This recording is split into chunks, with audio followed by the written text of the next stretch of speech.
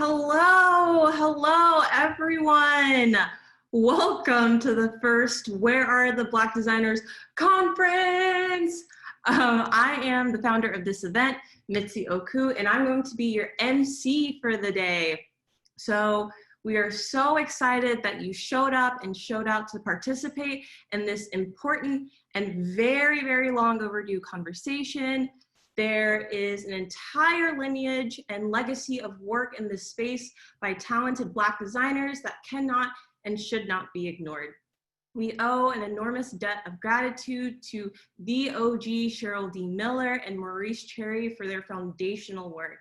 So the purpose of today and why you're here is to talk about obstacles that Black designers have to go through to even be considered as designers, to talk about how race and diversity intersects with the design and technology, to talk about solutions and call to actions, and to take all of that and take that to your work culture and environment to start the change that we are fighting for in this community and space.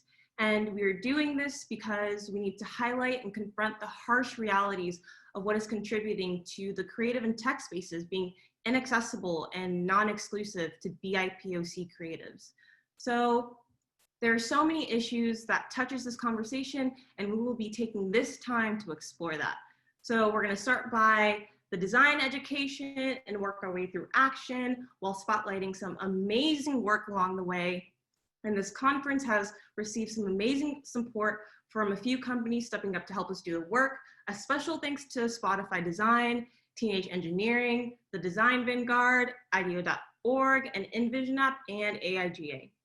So with that being said, let's jump right into this first amazing panel on the topic of design education by introducing our fantastic moderator. This woman has done fantastic work in the community through the program Black Girls Steaming Through Dance, and she is currently dropping knowledge at Drexel University as a professor of product design. Please welcome Raja Shah.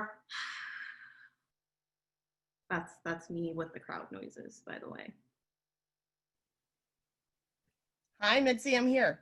Hi, how are you? I'm good, how are you? I'm really, really great today. So what are you gonna be doing today in this event? Oh, okay, so thanks first of all for having me here. And thanks for that great introduction. So today I'm really gonna be focusing on being in conversation with some really great thought leaders in design. And our first panel today is going to be talking to folks who are invested in the education of Black folks around the world, in addition to the design community. So I'm really excited to be talking to some wonderful folks, some of whom I know personally and some whom I've gotten to know through this process. That sounds amazing. I'm also excited for this panel. And with that being said, I'm just gonna leave you to it because I'm really, really excited. All right, cool, thanks. All right, I'll see you later. All right, thanks for being here, everyone. I'm really excited about today's panel. This first lineup, we really feel sets the tone for the conference, as we believe that education sort of serves as that stepping stone into a design career. And education starts really early. You know, we're talking about pre-K, K-12, and higher ed. And why we ask this question, where the Black designers, I think we could ask this question early on, and thinking about where are the Black design students, or where are the Black STEAM or design oriented folks in the world, and how are they being brought up and how are they being educated? So we have assembled here today a wonderful cast of panelists who are going to help us answer that question. So I'm going to just give some brief introductions, just get the panelists all online. And then after we do that, what we're going to do is have each of our panelists sort of share with you a little bit about who they are in their own words and why they're here today. So our first panelist is Dory Tunstall, who is the Dean of the Faculty of Design at OCAD University. Hi, Dory. Hi. Very cool. Next up, we have Christina Harrington, who is an Assistant Professor of Design at DePaul University. And Christina, I know that you're there. If you could unmute your camera. Hello. All right, next we have Jasmine Burton, who is CEO of Wish for Wash. Hey everyone. All right, and last but certainly not least, we have Brian Bradshaw, who is architectural designer in New Orleans. Hi. All right, so each of these folks is going to take a few minutes and just sort of introduce themselves to you in their own words before we sort of get into our discussion. We hope to have time at the end for you all to participate via the chat or the Q&A. But we are going to be releasing after the introductions a poll just to sort of get a sense of who's in the audience and who we're speaking to. So I'm going to stop speaking now and let Dory take it away. Okay. Good afternoon, everyone. I'm Dory Tunstall. I'm the Dean of the Faculty of Design at Ontario College of Art and Design University, OCAD, in Toronto, Canada. And I'm the first Black and Black female Dean of a Faculty of Design anywhere in the world. And I'm here because of that fact, right? Like, how do we change that? How do we bring more people into design? More Black people into design, more people into Black design education, and move them through all of the institutional structures so that they can move into positions of leadership and power and influence. So being able to change design from the inside out as well as from the outside in. Thanks, Dory. Christina. Hi, I am Christina Harrington. Right now I'm a assistant professor in the School of Design at DePaul University. I'm also the director of the Equity and Health Innovations Design Research Lab. I am a qualitative researcher. I'm a creative. I'm a forever student learner. And I'm here primarily because I know Raja. She's my mentor back when I was at Georgia Tech. And I think the conversation about where are the Black folks in design is always going to be one that I'm going to be plugged into as someone who is working to not just focus my research and my design practice on Black folks, but also to mentor and advise students and expose them to design through my work. Thanks, Christina. Jasmine.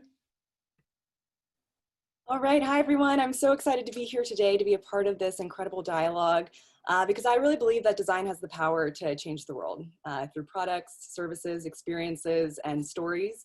And as a young social entrepreneur that is working in both the creative and global health sectors, I've come to realize just how important it is for our stories to be heard in order for us to create a world in which we're truly included. So for me, my design story began at Georgia Tech, and that's actually how I met Raja as well, who's been an incredible source of inspiration during my education and career at large. And I also just want to flag that Raja was, the only Black professor that I ever had in all of my years of studying. And I think that, retrospectively, that's had profound implications on where I'm headed and, what I've been able to accomplish. So shout out to you, Raja, for being so inspiring to so many of us. And just a quick background about Wish for Wash. So I attended Georgia Tech, and I went to a women's leadership conference where I learned that nearly half the world doesn't have access to a safe or hygienic toilet, and how that disproportionately impacts the livelihood of women and girls of color around the world. And so, I was 18, I learned about this, and I left a conference and I called my parents and I said, I know what I'm supposed to do. I'm going to design toilets. And needless to say, that was a little bit of took them aback a bit, but they've been really supportive in my journey since. Fast forward a few years later, I was a part of the first all-female team to win the Georgia Tech Inventor Prize competition, which is one of the largest undergraduate invention competitions in the United States for a toilet design. And coming out of that competition, we were able to pilot our toilet in a refugee camp in northern Kenya, which was my first time working on the continent of Africa. Being able to work with Somali and South Sudanese refugees, we implemented human-centered design methodologies in order to iterate and innovate in a way that really included their voices in a topic that's highly gendered and highly stigmatized. And so that's become a big through line in a lot of my work and a big through line in Wish for Wash as well. And because of the fact that I looked like them, I was able to connect, work, and co-create in ways that a lot of my white colleagues couldn't. And through that experience, I really learned about the power of the Black diaspora bond, and just how design has cascading implications beyond just physical products. You know, it can be a tool for advocacy to combat traditional top-down approaches in development. It can be a tool for research that's, you know, making research generative and, you know, encouraging people to publish failures so the sector can move forward rather than people reinventing the wheel. And it can be a tool for equity, where rapid prototyping technologies and open source designs are disrupting, you know, who holds the power to innovate. So through this experience, you know, I mentioned Wish for Wash. I founded it while at Georgia Tech.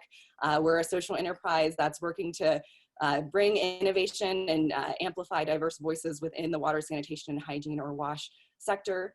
And I'm really excited to be here to be a part of this exciting panel. So thank you all so much. Thanks so much, Jasmine. Brian? Hi, I'm Brian Bradshaw. I'm an architectural designer and artist here in New Orleans. And what really started my journey in this is during my second semester of architecture school. At that time, I only had 2 Black professors, and I still only have had 2 Black professors within my architecture education. There was a NOMA, National Organization of Minority Architects conference that happened in New Orleans. And so I was able to attend that conference primarily because it was here in New Orleans, and that just kind of opened my world to just seeing that there are so many amazing Black designers and architects doing all of these wonderful things around the country. So with that, I was able to talk to so many of them and just see that there's so many different avenues that I can just tap into, as well as just people that have had these same experiences that I've had, and use them as mentors, and just people to bounce ideas off of. So I'm happy to be here at this conference and along with all these great minds. Brian, we're so happy to have you. So, you know, one of the reasons that I'm here, and I think that we all are here, is because something about our background or about our experience, either as a person in the world or as a designer specifically, or as a Black person, has somehow trickled into how we see the lens of design and see the power of design. So for myself, I really sort of acknowledge there are a lot of inequities in our healthcare systems, education systems, and also environmental policies, and those disproportionately affect minorities, people of color globally. And so if we look at how design, or how the lack of intentionality and inclusion of those voices in our systems really disenfranchises us as a people. And so I really see design as a power, and I want to transfer that power to the people who can actually use it to shape their worlds and communities to better serve them. And so I think as we're all sort of sitting here today, it's if we can all speak from our experiences and we can all sort of pull together and empower the folks in our communities to be able to take this power of design to shape the world, to make it a better place. Shouldn't we all want to do that? So this question of why are there so few of us that are actually actively trying to do that, not only as designers, but as people who are mentoring, educating, and supporting communities. I think we have a lot to discuss, because I think it's not just a matter of us being in corporations or sitting at desks or behind cubicles or behind Zoom screens designing products. It's also about how we empower the lens of design and the power of design throughout the community. So I'm really excited that everyone's able to join us here today. I'm so happy this is being streamed also. So thanks for the folks who are behind the conference. So now I want to get into sort of like our panel discussion. And as I said, what we're going to hope to do is have this opened up so that I'm going to be asking a series of questions. And then I'm going to ask our organizers to launch some poll questions as we move throughout. But the first question I want to sort of ask, and we may get a sense of this from your introductions from each of our panelists, is what is your intersectional superpower? This idea of your identity as being a Black person, as being a Black designer, as being on one part of the gender spectrum or another, of having a sexual orientation, a religion, a culture, an upbringing, a worldview that you've sort of traveled through. How does your intersectional identity sort of translate into your design superpower or other superpower? Go first. I'll go first. Intersectional superpower, to make things manifest in reality from the perspective of the most marginalized. I think it's one of those things that I think one of the superpowers of design, right, is the ideal of sort of translating values into tangible experiences. Like that's what I do as a design anthropologist, right? I like understand values, then how does design make that real and tangible for people to negotiate and interact with? And then what are people's actual experiences of those values through the design in and of itself? And I think when you come from positions of multiple marginalities, that sort of shapes the values that you bring into the way of engaging with the world, the way in which you envision possibilities for the world, and then the process that you take and how to make it real. And so one of the things I think, because again, from my anthropology background, like I work really hard to understand people. I work very hard to understand multiple perspectives of people. I connect very deeply to my own positionalities as a Black cis woman. Again, growing up working class with aspirations towards middle classness, you know, Christian, but, you know, having questions about like the faith, like all of those sort of different positionalities sort of make me say, who in this room is the most vulnerable? And then how do I design the system so that that I reduce their vulnerabilities, but always taking into account, right, the fact that I actually might be the most vulnerable person in that room. And so I need to bring that sense of how I'm interacting and engaging with influence and power in such a way that I hopefully redistribute it to those who are within my communities and in positions of vulnerability as well. And so for some reason, between like being an anthropologist and being in design, like that I've been very successful, right? And being able to do that, to bring together forums of multiple people, bring in perspectives into institutions of power in such a way that the institution changes because of those, understanding those marginalized positions. So. Awesome. And I love that you are in a position of power so that you can actually exercise this like throughout. So that's amazing. Who wants to go next in answering that question?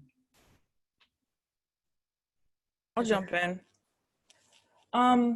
So yeah, I think my intersectional superpower would probably be just the layered complexity of my representation, in all honesty. I feel like oftentimes as groups that are in the minority in the STEAM fields, in most institutions, in most design practices where we show up,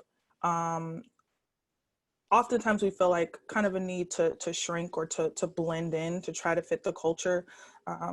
There's a lot of language in the tech industry and the design industry about the culture of a lot of these organizations.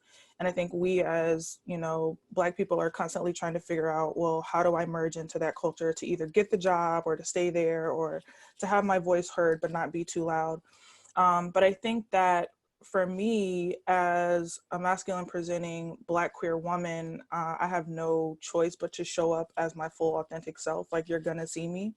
And so I think that that alone is kind of my intersectional superpower, like just the complexity of who I am and what that means as far as the voice that I bring to design, education, technology, you know, writing, discourse, all of that. So yeah, I think that that is kind of what I would say is my intersectional superpower. Thank you, Christina. Brian, you want to jump in? Yeah, I'll jump in here. So for me, I think as a first generation Caribbean American, that kind of has a lot of power in like how I see and experience space. Just thinking about how stories that my parents have told me about where they've grown up and me kind of learning new ways and how to do things from my peers, that creates this experience that at home there was a way that I thought things are supposed to be done or the way I'm supposed to sort of occupy space, and just seeing that that's not necessarily how everyone else does that is also Black or who is of any other race. So just the idea of me having this specific identity in several places kind of allows me to sort of challenge myself in several different ways. Thanks, Brian. Jasmine? Yeah, yeah, I think that my intersectional superpower is, you know, it comes, you know, as a result of me being a hybrid professional. So I can operate in different sectors in the design space and the public health space. I am mixed race, so I am Native and Black American, which means I'm ethnically ambiguous to a lot of people. And so with that, I think there's oftentimes, you know, confusion or questions about, you know, what I am or what I do and kind of how that makes sense in the space that I'm in or who I'm speaking with. And I think with that ambiguity comes, it comes power in terms of being able to bring in narratives that perhaps, you know, people weren't prepared to hear or prepared to talk about. I think, you know, in professional environments, I present as, you know, a relatively small, smiley, you know, young girl. And I think sometimes people kind of just receive me that way and are oftentimes a bit taken aback when, you know, we start talking about, you know, real tangible opportunities for change and challenging topics when people are just kind of like, oh, like we're really happy to have like a, you know, a smiley girl here. I think that's become something I've started to realize is a power where, you know, I can disrupt a lot of conversations because I'm invited to the table because of the fact that I'm ambiguous in a lot of spaces. And through that opportunity, I can lift other voices that aren't included in conversations. Fantastic. All right, so we actually have a poll. You sort of heard from the panelists that are up here in terms of their identities, why they're here, but we're interested to learn a little bit more about who's in the audience since we can't see you. We're actually gonna launch our first poll, which is just to sort of figure out who we're talking to. So we're asking sort of how you identify. We wanna know a little bit about your racial identity as well, if you're interested in sharing that with us. So we're gonna, before we move on to our next questions. And the other thing is, as you all have questions, please use the Slack Q&A, the Slack channel there. And there's a Q&A function on Zoom, but the preference is for you guys to use the Slack channel. Very cool. All right, so we'll give you a few seconds to answer. Well, while they're answering that, one of the things I think is really fascinating just by the different responses that we've heard is that like there's a way in which we often don't interrogate the nuances of Blackness. And I mean that in the sense, like I live in Toronto where the Black culture is primarily Caribbean, which I've lived all around the world. And this is the first place where I've actually get homesick for the United States because I'm in a Black culture, but it's not my language, it's not my food, it's not my music, except to the fact that like, you know, like West Indian influenced music now is like the dominant popular music. But it's one of those things that it's like being here, and I've lived in many places, I'm constantly confronted by the nuances of Blackness in a way that when I grew up in the States, or as I've grown up in the States, never feeling like I had to confront because the dominance of sort of a very particular Black American experience. But I would love like people are taking the poll to kind of talk a little bit about that within the group. Yeah, no, that would be great. And I think that, you know, I feel the same way sort of being displaced from the South to the North, you know, because everyone talked about sort of like the Great Migration and how people went North to like live a better life. And the minute I got here, I was like, this effing racist place. At least down South, you knew who hated you. Like, I hate this sort of like two-faced bullshit, white ally, they don't know shit, like fake woke folks, like this, get me out of here. Like I wanted to be back in a community where I knew there were knowns, like there's a sort of accepted way to navigate society, but it was much more freeing. So I feel like the Black experience really does change significantly depending on where you're from, where you go, how you navigate, how you present. And I think that I'm really happy that both Jasmine and Christina sort of talked about this, like, you know, this idea of presenting in a certain way means that our experiences are so different. Yeah, it's interesting that you say that, Dory, because I have sort of a homesickness, because I grew up in New York, in Queens, and I mostly went to school in Brooklyn, where there's like very strong Caribbean populations there. And in New Orleans, there's Caribbean influence, but not necessarily the population in that level. So it's just seeing and remembering what spaces I used to be in and being in this space here. It's just a very different experience. Which is fascinating because I think of New Orleans as being one of the most Caribbean of the American cities. Right, and so it's in New York, we have like Jamaican, Guyanese, Trinidadian, all those up there, and it's just like everyone's kind of populated different pockets of the city, but here, so it's more like there's like the Haitian influence, and there's like all the different Latin American countries that are here. So it's just that like those sort of West Indian Caribbean populations are dominating the New York scene, and in New Orleans, they're not as prominent. All right, so I think we have our results ready. So we have, I don't know if you all can see the results, but about 12% of our audience identifies as an educator. And I think that we're leaving educator open. So teacher, professor, community activist, community educator, I think might fit into all those. A student of design, 14%.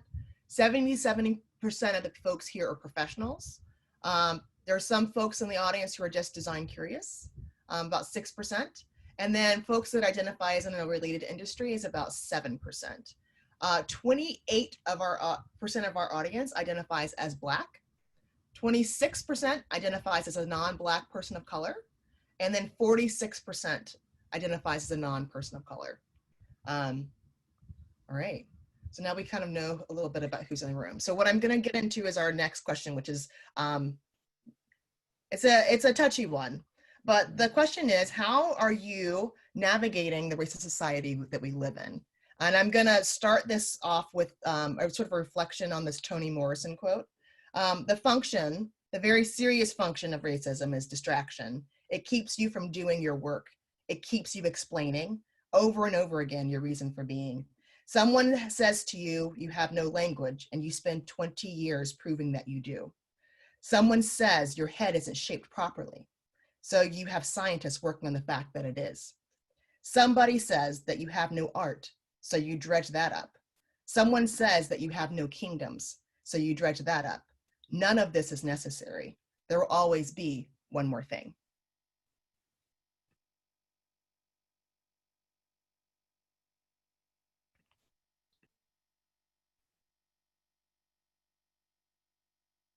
Lori? Okay. We're all acting shy.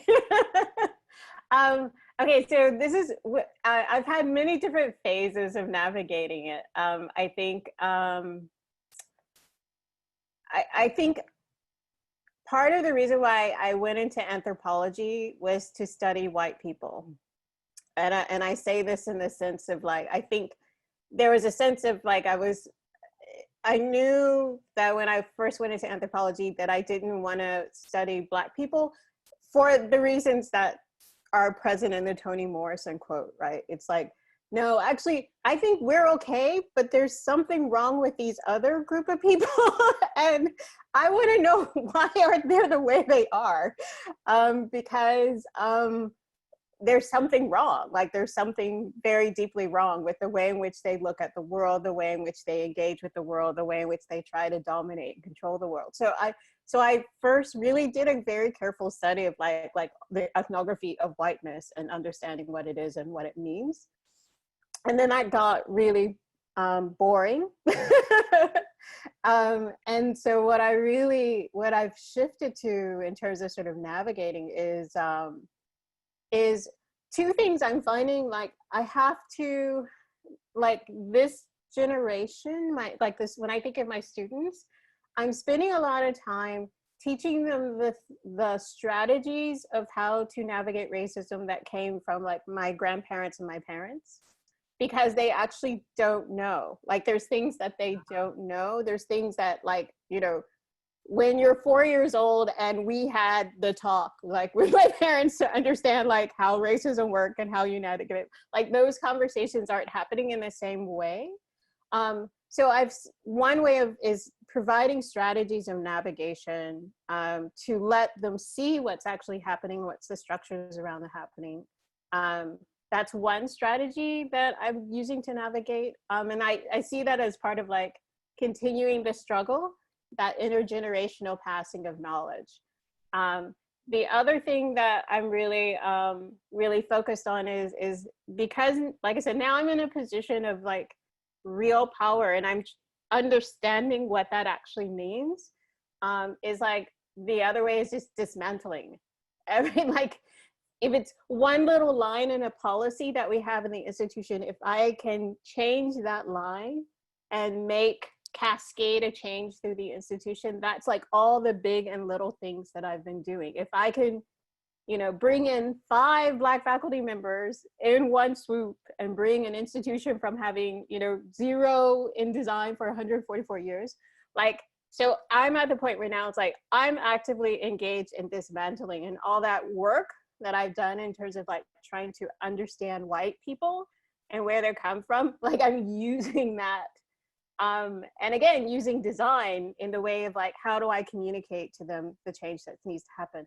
How do I provide them with like the processes by which to organize and move through these changes? Like all of that I'm using to maximum intentionality and maximum effect to just dismantle every single structure, line, policy, practice in place that I can, say that I don't have to teach the next generation how to navigate because those barriers are not in place. Like that's my focus.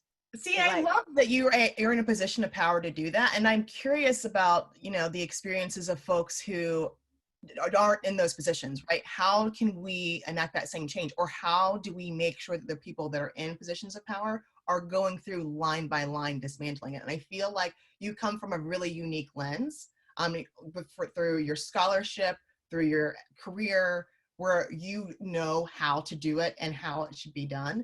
And I honestly think that kind of like stripping away of racist policies is what needs to happen. And you actually are able to identify the ones that are sort of waiting between the lines, that doesn't allow us to sort of, I would look at it, I would read this sentence and say like, oh, this looks totally fair, totally equitable. But I feel like having that lens, that trained lens, to be able to say, no, this is actually a racist policy. This is actually how we make it promote and elevate and completely change the shape of this institution. So I love that you're able to do that. But there's a lot of stuff though that I did when I'm in a very particular position of power, but I've been doing this, like all of the work that I've been doing has been practice and little small things where it's like, Dory, what image should we select for this brochure? Okay, let me get you the image that will move the agenda forward, right? So I'm just there because I've had practice with all these little small changes that, like, again, from an incremental perspective through design, where just now I can like set it up so that it cascades quickly through the institution. But it's like, when I was like the lowest level on the totem pole in any position that I is, which has been the vast majority of my life, it's taking control over those little decisions that you've been asked, that you have power over and control over, and pushing that forward to say, how do I dismantle racism today? What little or big thing I can do to do that? And then when you're in power, like I said, it cascades further and faster through the institution. That's the only difference, right? That's the only difference. This is why I wanted to let Dory go first, because I feel like Dory's coming from such a different perspective, and I think I echo that to Raja's original question. Like, yeah, I've been taking time to figure out how are we dismantling racism in a lot of these institutions at our various layers of and proximities to power, and I think also for me it's a time to just. It's been a time of being really reflective, because when you opened with the question about intersectional superpowers and just that word of intersectionality, and realizing that there are some of us who are fighting kind of these multiple layers of oppression while we're dealing with racism. We're also, you know, we have the queer and trans community that's fighting a lot of things. We have the cisgender, you know, women who are fighting a lot of things. So I think this has been a time for me to be really reflective and to read and educate myself a lot. Like all behind listening to Black women. So I've been reading anything I can get my hands on. And part of that is because I think personally, I've been working on how do we harness rage and simultaneously be intentional about joy. Because I think, you know, whenever we have these moments where it's brought to our attention that another Black or brown body has been killed by police sanctioned violence or state violence, we are immediately, you know, people are hitting the streets, people are posting on social media, we're angry, we're upset. And that level that it brings you to, you're like, after a while you realize I'm not gonna last, like this is not sustainable. I have to be intentional about also identifying ways of harnessing Black joy and just enjoying, you know, loving on myself and my community and my folks and my family. I actually came home to spend a little bit of time with my mother and my brother and my niece for a week because just trying to do that balancing act and honoring both sides, right? Because Cooper in Elegant Rage talks about, you know, that rage is the only way to respect our humanity as marginalized populations. So it's like, we have to honor both the fact that we're going to be angry, right? You're going to be angry when you find out that these organizations and these corporations are doing the same things in 2020 that was going on in our parents' generations and in our grandparents' generations. And it's like, why have things not changed? You're going to be angry when people's lives are taken senselessly. And we have to find a way to kind of realize that this fight is a marathon. And so bringing in moments of Black joy, I think I went for like a couple of weeks where every day I was just like, what is Black joy today? I'm angry, I'm upset, you know, there are things that I'm doing, I'm attending protests, I'm taking these actions, but also like, what is Black joy today? So I think that's, you know, how I am dealing with it, because that gives me the energy to then go into my own institution and say, okay, here's how we gotta change some shit up. This is like, this can no longer be the status quo, right? We can no longer have, you know, Black scholars' work who is being stolen or not acknowledged, or, you know, Black professors not getting tenure. So who are we talking to and how are we, you know, starting those conversations? And so those are the things I think, you know, echoing and adding everything to what Dory has already said, but for me personally, some of the things that I've been focused on. Thanks so much, Christina. So Brian or Jasmine, do you want to answer that question, or I can move on to the next one? I just wanted to address or just say that I think that's amazing what you just said, Christina. Just like tapping into like, where is that Black joy today? Because for me, it's very easy for me to just be caught up in like what I'm seeing in the news, reading, and just sort of just be angry and not really have a place to channel that. For me, I try to channel that in my artwork, but I think it's great that just like saying today, okay, what is my Black joy today? I think that's something that everyone should be kind of doing to get through it.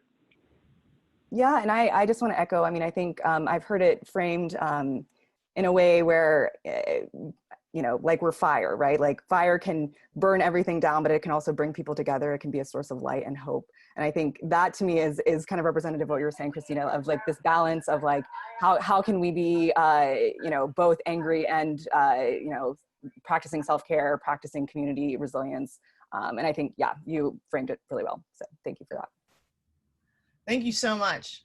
All right, so looking, as we move through, and I don't know, maybe in the chat, someone can tell me how much time we have left, just to make sure that we're gonna get it to everything. I did want to pull up another poll. So if we could pull up the next one. So I think you're hearing a little bit about sort of the experience of sort of like, not only like the motivation and the lived experiences, but also getting into our career experiences and how that is sort of impacted by the world that we're in. So we're interested also to learn a little bit more about how and where people learned about the careers of design, and what your experiences in a design educational facility have been like. If you are a leader of an organization, whether or not you are a BIPOC person who's in a position of leadership, right? And whether or not you actually feel you are able to bring your full self into all situations, work, school related, right? So this is a slightly longer one. So we're going to keep sort of the discussion going, but I would love to be able to share out some of these reflections at the end. All right, so our next question, and I think we've already answered this one, so I'm going to sort of skip it, but the next one was really talking about what are some critical moments that have sort of shaped your design journey. And then we've heard a little bit about that, but the real meat of the question is, how did these experiences influence your practice, like day to day, as a designer, as a design leader, as a student of design, as an educator or mentor of design? How have these experiences that were sort of catalysts for you wanting to be in the design field overall meaningful to how you practice today?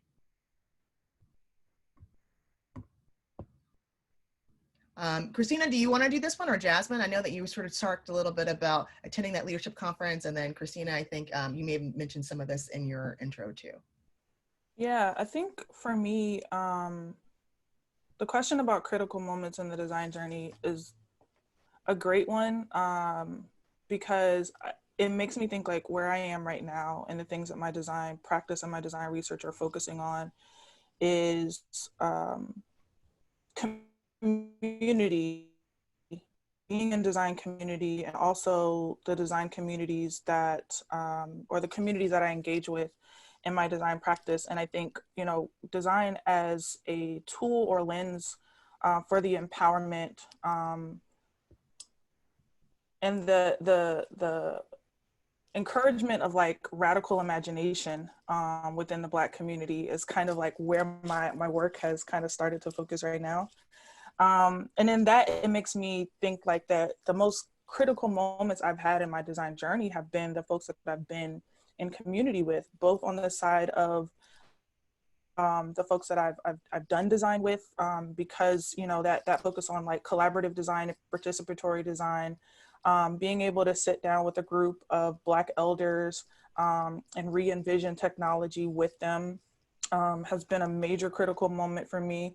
But then also meeting Black designers that have really influenced the ways that I frame design and think about design, like Chris Rudd in Chicago, and Denise Shanty Brown, and Sloan Leo, and folks who are doing community-based design, focusing on the communities that we live in, the neighborhoods that we grew up in, the folks that we know intimately. And so I think that those have been the moments that have really been shaping and forming for how I see design, how I think about design. Design is more a social response to some of the things that we are experiencing now and have been experiencing and will experience in the future if we think about speculative design. I think it's all about collectivism and community, right? So, yeah.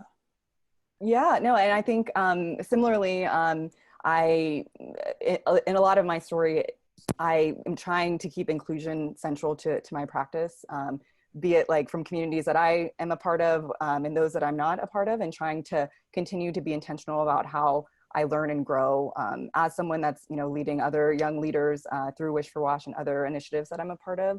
And I think too, just the idea of kind of globally, you know, when you're talking about presenting, you know, you have perhaps some idea of how you think people perceive you, but then when you work in different cultures around the world, you know, that could shift completely, and being respectful and resilient in those ways as well, I think it has been a part of my practice. And I think too, you know, as we talk about kind of innovating for inclusion in the global development sector, there's often like a pervasive narrative that, you know, coming from a certain country, coming from the US, like we might know things that other people don't know, and we're here to sort of inform them about what we know. And I think that there's a great opportunity to use design to sort of shift that narrative, to say that we know some things, you know, other people from different cultures know other things that we don't know, and we need to respect that, and we need to co-create and merge together. For an example, was we worked with a community once with Wish for Wash, where people just didn't believe in using toilets. Like it was just a part of their belief system where it was actually, they thought that toilets were actually like going to be the cause of disease spread, that they wanted to go to the bathroom in full view of their God, and like it was a very real reality for them. And for us as people who understand public health and practice public health, it's very easy for people to say, all these diseases, all these statistics sort of show you why you need to use a toilet and why it's important. But from an empathy and inclusive design lens, it's really important to say, this is a worldview and this is a belief that's really important to this community. Therefore, we need to design and create a solution that makes sense from a public health lens and from their lens, so it can be sustainable and meaningful for them. That's so important to talk about that idea of extending empathy to understanding also sort of cultural and worldview. We're going to get into the Q&A in just a second because there's some questions there, but I wanted to sort of ask maybe to Brian, Jasmine, Dory, Christina, is reflecting on our current educational model, do you feel that it serves BIPOC students, faculty, and future designers? And how can we disrupt this model to maybe Dory's answered a little bit of this, to combat white supremacy, or any advice you might have for students? And then I want to answer a few of the questions that are in this Q&A. Friday, I spent an hour and a half with, we had a forum for our Black students and recent alumni with our Black faculty. And I spent an hour and a half listening to all the ways in which our institution is failing Black students, both in terms of the process of recruitment, the process of the curriculum, not only not speaking to the beauty of, let's say, Black aesthetic traditions, but basically shoving down their throat the supremacy of European, Swiss, male, affluent design, from the invisibility that comes with hypervisibility that I think, Jasmine, you spoke a little bit about. And so it was extraordinarily painful to the extent to which to hear so clearly how much suffering that Black students are having in design institutions, and to the point where every single day they're asking themselves, why am I here? I don't belong here. My parents aren't that supportive of me being here anyway. My community doesn't really know what design is or care. Why am I here? And to find out, like, the reason why some of them stayed is, like, we have a Black Youth Design Initiative where we're trying to create this intergenerational network of youth and our students and sort of professionals as mentors. And so having them say, like, until that they engaged with that process, that intergenerational cycle, that they were on their way out. They were on their way out. And it's there's so many different areas, like the curriculum all needs to be changed, especially like the first year art history courses, like the amount of trauma that they defined as the result of taking those courses are like, I have a meeting next week and we're gonna have a long conversation about that, right? To the fact that even the whiteness of the curriculum is not even noted by the professors. So in that sense, it's like every aspect of design institutions, and again, at OCAD, we're probably better than other institutions, right? Like, are failing our Black students consistently and traumatically at every single point of interaction and engagement, unless we found a way to connect them with their Black communities that live outside of the institutions themselves. And maybe, like, as a follow-up to that, I know that you were saying that some students felt like this, this sense of displacement, or like they didn't belong. And there's a question from Matilda in the audience. They say, my parents are immigrants and they perceive creative professions as risky and not well paid. Does anyone wonder if many Black people get steered away from design programs out of fear that it won't be sustainable? And I think you're sort of hinting at some of that idea of sustainability within just continuing your education. Maybe Brian, if you want to reflect on that from the architectural perspective, because I know that's often the riskier careers. in design? Yeah, definitely. So to answer that question, yeah, and I've gone through that experience of not being sure that I'm making the right career choice because I guess culturally we're thinking that like doctors, lawyers, or some sort of engineer is like the field I should be in to make the most money to sort of kind of lift up my community. And for me, it was important to stay in a creative field, whether it was art or architecture, because that's what brings me joy. And ultimately, I want to be in a profession that I enjoy being in and creating. So, and to tap back into your previous question, I think, so I don't think that our education is serving Black people of color. I was fortunate enough at my architecture program to take a class where we were serving the Mardi Gras Indian community here in New Orleans. And that was an amazing experience with a Black professor. That program no longer exists within that institution.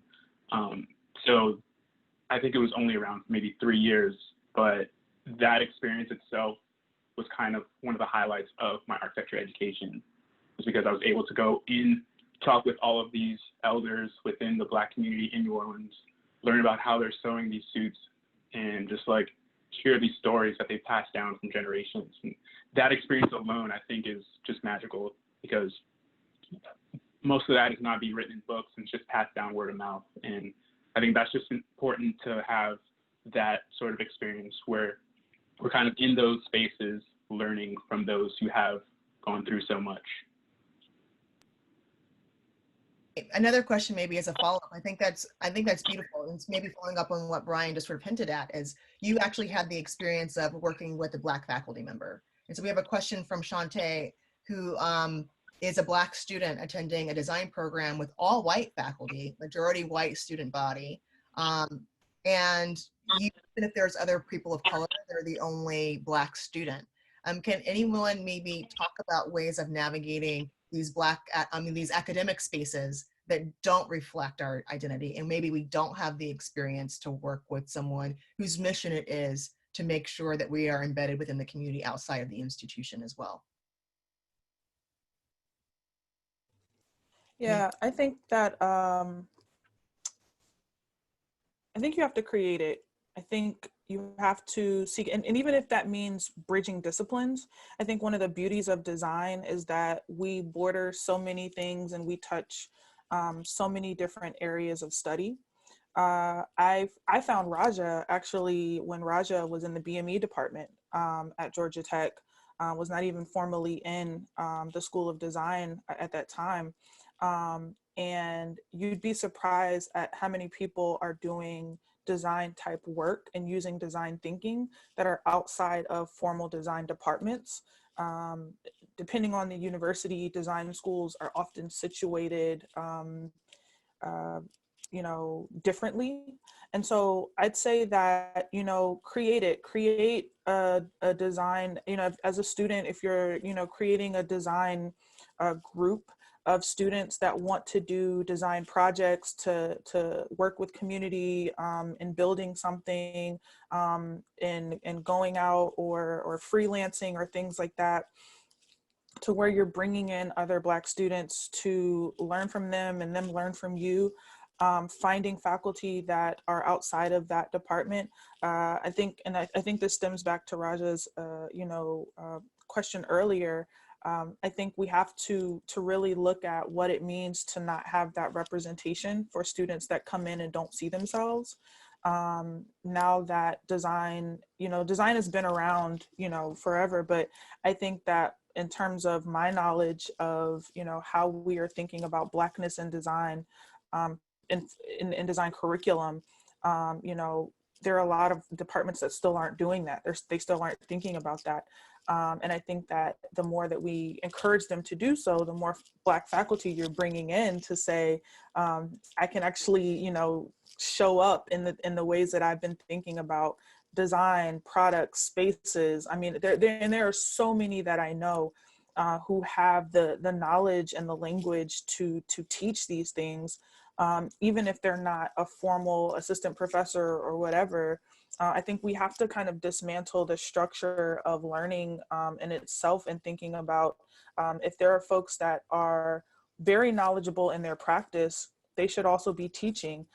They should also be engaging with the students in some type of way, so that students can see that the learning is outside of just what you're learning about theory, or what you're learning about history, or frameworks or whatever, that it has application. But to the student, to the question that you asked, I would say create it. I would say reach out to people, even outside of your university. There are a lot of folks, there are a lot of us that are at various universities that will be willing to guide or advise, or even sit in on a 31-hour-minute call with you to figure some things out. This is a perfect segue into our last question from the Q&A, which is talking about Jeremy asked about mentorship programs, and they're asking if there's any programs that we have participated in, and I think that many of us on this panel can maybe talk about different programs we have outside of academic situations that were successful or did something interesting, and how it can be used to build up successive generations of designers in the workforce. So thinking about pre-college, thinking about outside of our academic halls, outside of that structure of, tenure track to whatever, how are we engaging with our communities through mentorship? Dory or Jasmine, do you guys want to take that? Because I know you both have programs, Brian too, right? I mean, I think we all do. So I want to do a shout out to Project Osmosis in Chicago, just because that was probably one of the longest standing, when I lived in Chicago, one of the longest standing programs that actually provided mentorship, introduced youth, provided a really good community for design outside of the institutional structure, the design institutional structures. Like I said, I mentioned the Black Youth Design Initiative, and what's been really amazing about two programs within that. The one program is our entrepreneurship program, where I've spent a year collecting the Black designers in Toronto so that I could introduce them to my young students at OCAD University to provide mentorship. That's if I take your card and you're a professional designer, I am matchmaking you with a student so that I can set up a meeting for you to build a mentorship relationship, because that is so important. But also, as part of the program, we've been we have a Design For program where we place 3 or 4 students in a team into businesses, 210 hours over a semester or a year or so. And it's this ideal, it's run by our Center for Emerging Artists and Designer, and it's this ideal of kind of bridging in a accountable way that transition of being a student and to being a professional.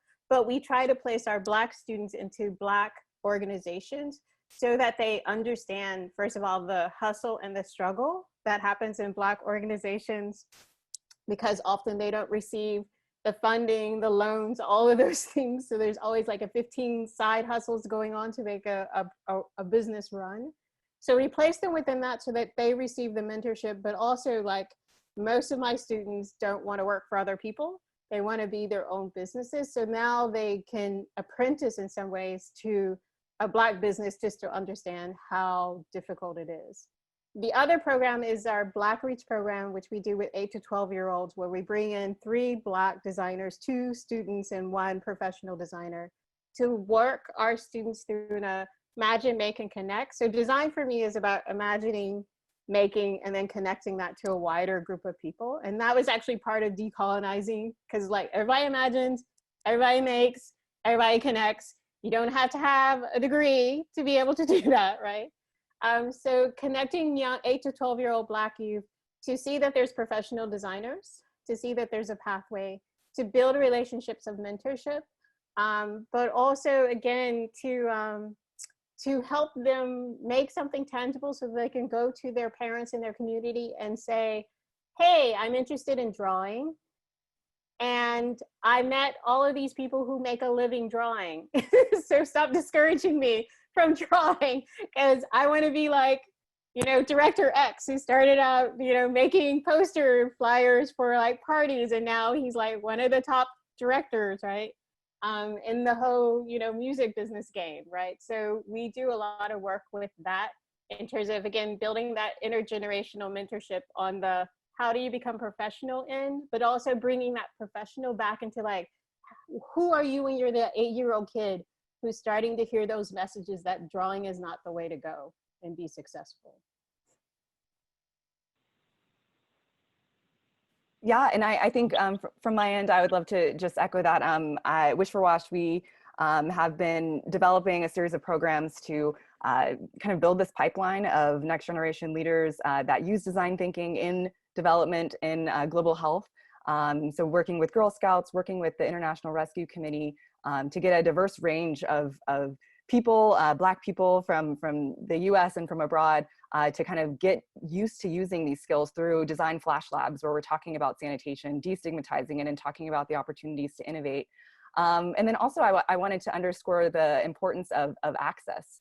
For me, I was a scholarship recipient to Georgia Tech, and that was a big reason why I went.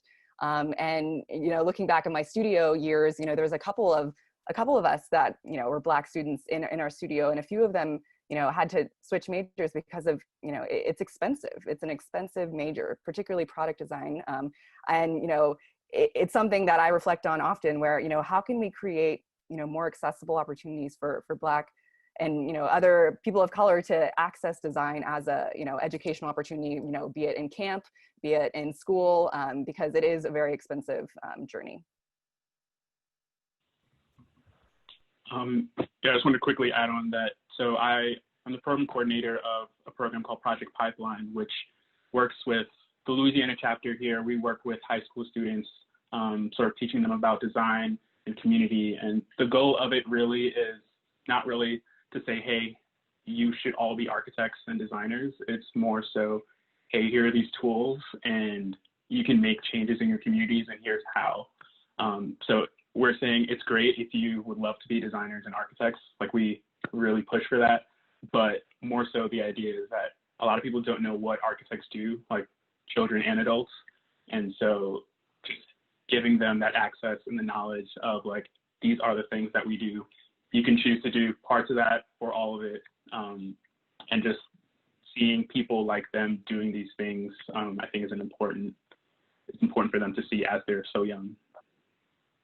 One thing I just want to say, because I've been talking a lot about this, is that the thing we have to also remember is how harmful design has been to the Black communities, right? Like, so a lot of the structures of oppressions, a lot of the way our messaging comes through, like that design has been the mechanism by which harm has been done to our Black communities.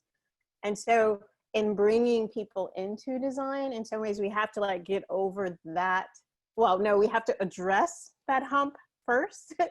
And then we have to say, these are the tools in which you can begin to use, which is not the master's tools, to dismantle this practice so that you can take that idea of making and make it something your own that empowers our communities. Because I think, like, why is it no one goes into design? It's like, because if you start excavating, from the advertisements that you've seen to the objects that you have to the, all of the tools that were used to extract labor from Black people, like those were by design. And the oppressions that came out of that were also by design, built into the design of those things itself. And so I think that's a lot of work that the design community has to openly do in order to create that intergenerational regard for design and its possibilities. And that work has not been really happening in the design community in a systematic way. I think that starts to answer this question, where are the Black designers? I think we've hit on some of these things from, is it sort of parental pressure? Is it like culturally appropriate for you to move into these fields which have a lot of risk involved? Do we even know about what design is? So I think maybe the last question I'll sort of leave with everyone as we're sort of like tapering off, and I do want to get to the poll results, is, where are the Black designers and how do we create a world in which there are more? Christina, we haven't heard from you in 2 seconds, so maybe you can start the answer. I think that's a really good question of where are we? And I think it taps back into a little bit of what everyone has already said is just like access. When I think about my introduction to design was literally I fell into a design class following some of my homeboys in undergrad. This wasn't something that was ever discussed when even guidance counselors, when you're a smart Black kid, they're like, okay, go into the STEM, go into science, engineering, and math.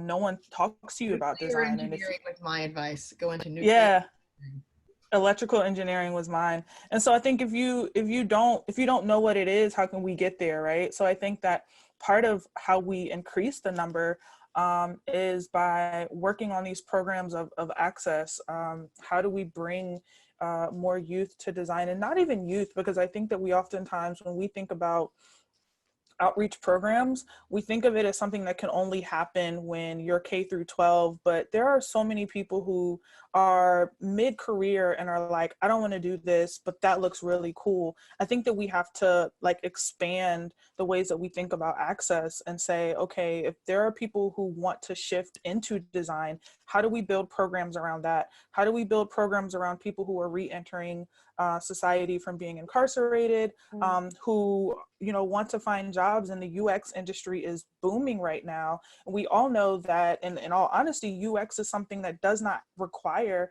a 2 or 4 year degree. This is something that we could be teaching. I have a buddy, and shout out again to Chris Rudd in Chicago, who has a practice called Shy by Design, where he does an apprenticeship program, hiring community members and teaching them design as they work to gain that skill set. And I think that models like that are how we, bring in more Black designers, improve the outreach of how design is seen in the Black community. And to follow up on Christina's thing is that, when we did our Black cluster hire, we didn't ask for like a graphic designer, an illustrator, or whatever. And actually, when we've done that, we've been quite unsuccessful in bringing Black diversity. We asked for, are you interested in Black speculative futures? Are you interested in hip hop aesthetics as it relates to business and design? We asked, are you interested in telling multi-sensory stories of Black representations? Because people may not identify themselves as a graphic designer or an illustrator or a UX designer, but if you are in the Black speculative futures community, guess what? You have been doing design, right? We have a program in strategic foresight and innovation, which could be totally taught in a Black speculative futures conference, because they're doing the same thing with the same tools and the same sort of engagement, just a different framework and a different way of engaging. You cannot say like hip hop culture and aesthetics has not been driving design for the last 20 years. And yet all those people there didn't go to OCAD, didn't go to Parsons, didn't go to Art Center, didn't go to any of these schools, yet they are leading what we're doing in terms of design, innovation, and connectivity, and all these sort of things. So I think part of it is also reframing our understanding of what it means to design and to be designing, because design happens organically. We just put it in these institutions because we want to, in some ways, like create our own little networks around it, right? But those networks by nature are exclusionary in some ways. And so part of this mantling is part of understanding that design is happening and it just isn't happening on your campus. And your way of connecting to all those other places that it's happening within community, that's how you actually bring diversity. You don't even have to bring them in. I mean, it's good if you do, but if you make a real connection, that flow in between, right? Then guess what? Everyone will realize that they're doing designing, and then we will redefine our definition of what it means to design. And guess what? That definition is going to be more inclusive. Yeah, and I think too, I just want to highlight the point of just representation, which again, Raja, you played a huge role, in that for me in my journey. But I think at large, when we look, particularly in the impact space, when we look at the imagery, when we're talking about human-centered design and development, you see a lot of white people kind of interviewing, Black communities or brown communities, and I just think, finding imagery of Black brilliance in this space, or Black intelligence, or Black leadership is really hard to find sometimes. And I found myself being like, spending hours like Googling, like how, why are we always the recipients? Like, why can't we, but, where are the pictures of us, leading? And I think that, it isn't necessarily something that, is top of mind for a lot of things, because it is, people are like, oh, it's just a picture, we have, diversity in it. But, what is the imagery saying? What is that communicating? And I think kind of that nuance has become something that's really important to me, that I think all of us could sort of work to do better on. And then just to tag on to that, I just want to shout out Pascal Sablon, who's an amazing architect in New York. She has an initiative called Say It Loud, where she's elevating the voices of Black architects and designers, because she did this study where she Googled great architects, and like the top 50, none were Black. And then she went to Google asking, like, why is this the way it is? And one of them is female. I think there are 9 that are people of color, but there's 0 who are Black. And their response was that there just isn't enough data documentation to sort of include us in that category. So her initiative is pretty much to sort of gather that data, get projects information from Black architects and designers so that we're in that top 50. So. Thank you guys so much. I feel like I just love just hearing all of this. For me, it's having conversations that are rich like this, and sort of nuance and discussion that sort of reflect on our identity as a whole, but also where we are in the world, really sort of helps me understand ways to articulate these concerns, not only just to the communities that I'm a part of, but also the students that I work with. And I really think that it really does help us understand that there's a diversity within the Black experience in design, that we are not like one, conglomeration of people that have sort of experiences and missions that are identical. But I think we all sort of share this need to want to like uplift our communities by empowering them with design so that they can shape their worlds. And hopefully we won't be asking this question anymore for any demographic group, either, aligned with race, gender identity, sexual orientation, et cetera. I think that if we can stop having these conversations about where are they, and really just sort of celebrate the works of. But I did want to just pull up the poll results from that last poll we did, just to sort of see from our audience, we sort of talked about this, we don't even have guidance counselors that are helping us sort of navigate this. So how are people coming to design, right? And we have only a small percentage of folks who identify as Black who actually learned about design before university. So before university, college, higher ed, 15% of our Black audience knew about the field of design. 10% learned about it during, and 6% learned about it after, right? And then 69% are unable to answer. And we can maybe get into the weeds about that in our Slack discussions in between the sessions. But if we look at this, the same answer for our non-Black people of color, the answers are about the same. So before university higher ed, about 15%, during university higher ed, about 11%, and after university higher ed, about 5%. So we're talking about really small numbers. For non-POC folks, we're talking about the white people in the audience, 27% knew about it before university. So they knew about this power and were able to make a choice of whether they wanted to engage with it. 14% found out about it during college, and then 5% found out about after. So we're talking about a good doubling the amounts in terms of the percentages of people who knew about careers or pathways in design. For those who went through a design education, how many people had a Black or Indigenous person of color as a professor? 33% of our audience did, which is amazing. Like, that's something that I never had a chance to experience. So I'm, yay. 50% say no. For people that have been a part of an organization with a BIPOC leader, 42% say yes, 54% say no. For BIPOC designers, how many of you feel like you're able to bring your full self to work? Let's see, 55% are unable to answer. Strongly agree, 4%. Agree, 12%. 10% or 11% are neutral. The other 20% disagree or strongly disagree. For our non-BIPOC designers, these would be the white folks in the audience. 35% can bring their full selves to work, either agree or strongly agree. No, 1% strongly disagrees. And then we have a handful of people that are neutral or disagree.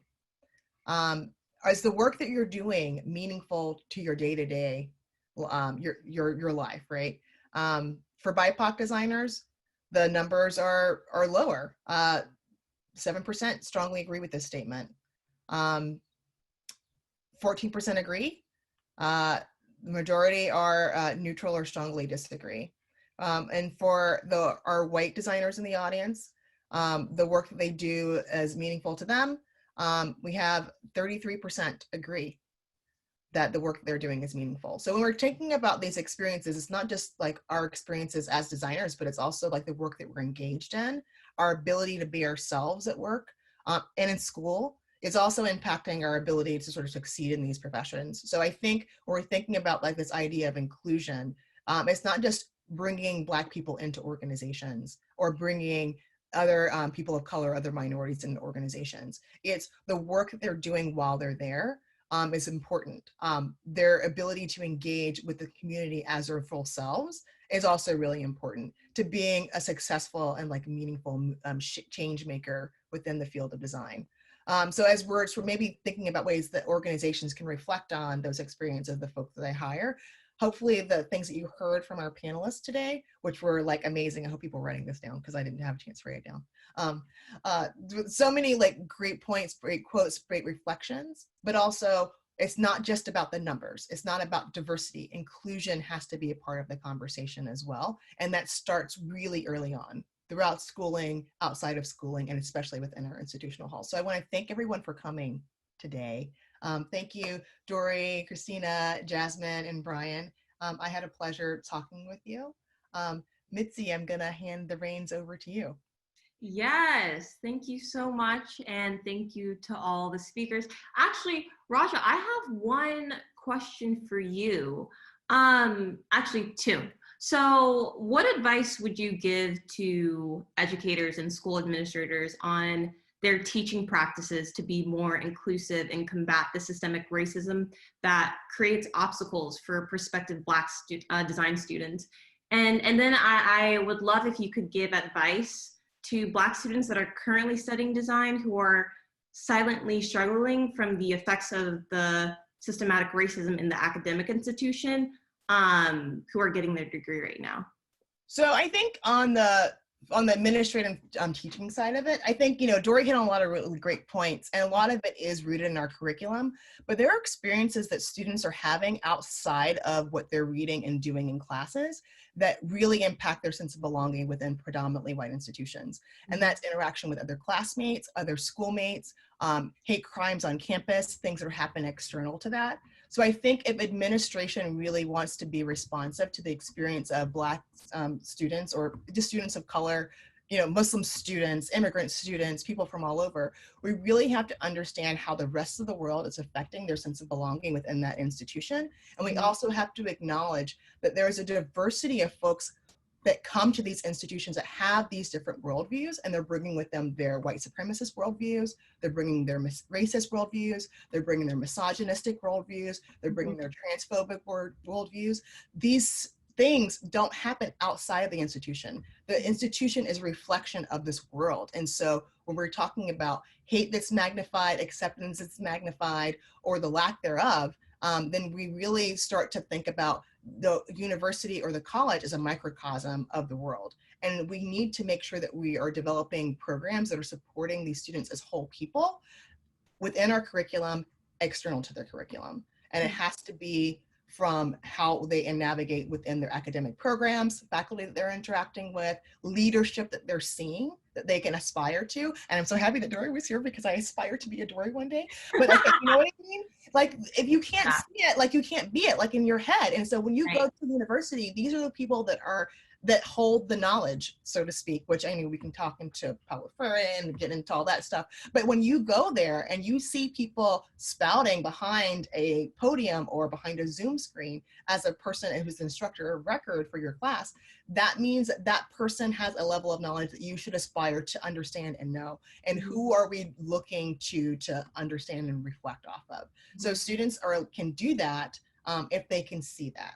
And I think on a student side of things, like navigating it is really a matter of seeking out communities in which you identify to help you understand and reflect on those microaggressions and macroaggressions that happen all day long, right? Because I think having that sounding board of people who identify as other, who identify, if you can find someone who has your same intersectional identity, which is good luck, you know, do they line up with your upbringing, your religion or lack thereof, your racial identity, the confluence of all those things, your sexual orientation, your gender identity, your gender presentation. It's really hard to find a doppelganger at school, right? Yeah. But if you can find folks that have some level of overlap with you, then sometimes you can just come together in your otherness. I remember growing up, I grew up Muslim in South Georgia, and I was like, you know, the one Muslim kid in my school, but my sister was too, but whatever.